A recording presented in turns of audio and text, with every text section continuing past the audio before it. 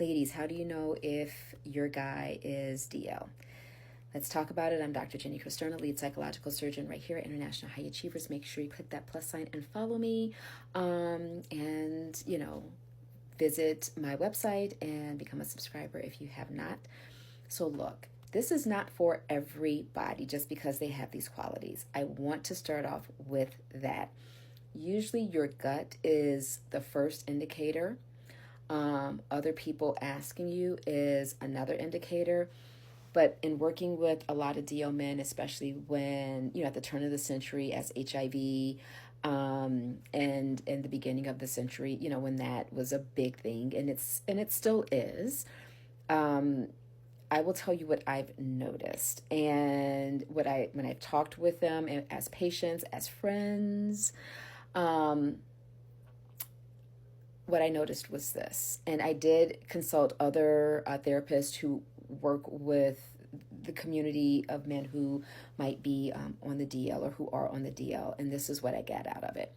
So men who are on the DL, they usually look for a woman who is very feminine, but they also look for masculine traits in her. So whether it's she's more in her masculine energy, whether she's very soft or whatever, and they will take a soft woman physically. And one of the biggest telltale signs is they will take a soft woman who's physically just attractive. She's not overweight, she's not underweight or whatever, and they will try to sculpt her.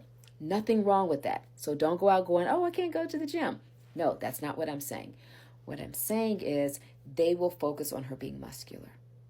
They need her to have muscles.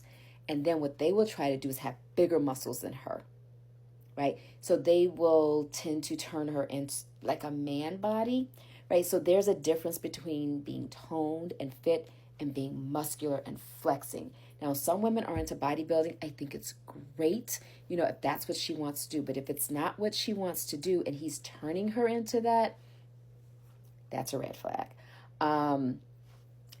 And also, if he's looking for like facial hair, if he's like, I don't want you to wear makeup, especially when they kind of poo-poo makeup and they're like, not all the time, I want a natural look, right? In addition to wanting her to be muscular, right? But one of the other things I noticed, even if it's not true, they're very preoccupied with their equipment, with their size.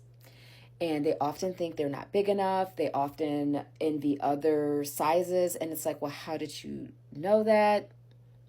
Like, why are you so preoccupied with that? And they usually are very homophobic. They usually are like, I'm not gay. I'm not this and that, right? But what they do is they try to get really buff, right? They try to get really buff. They want their girlfriends to be buff. And they don't usually want them or like for them to wear makeup. Right? They want them to be natural. Okay. And so those are some of the red flags that I would say to look for. And again, this isn't for all of the men, but the men that I've worked with that are DL and that I know that are DL, those are some of the qualities that come up pretty consistently.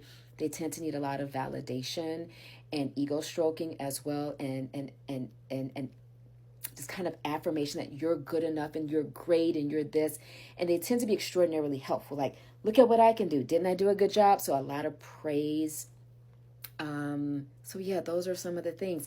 Leave in the comments if I missed anything, or maybe I'm completely off, and I could be. But this is just my clinical experience when I've talked with colleagues, and I have friends. And so these are the ones that are pretty consistent.